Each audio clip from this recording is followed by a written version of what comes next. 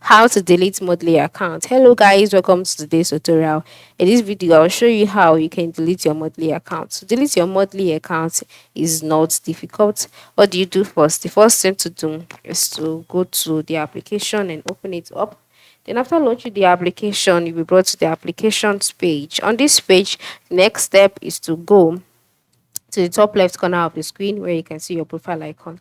After clicking on it, you'll be brought to your profile icons page. On this page, the next step is to scroll down to the last part where you can see about. It is the last option here, and then just select it. After selecting it, you'll be brought to the about page. On this page, you can see privacy policy, terms of service, manage subscriptions, delete account. So just go ahead and click on delete account. After deleting account, you'll be asked to select the reason why you want to delete your account. Select it, and then once it has been reviewed, your account would be deleted.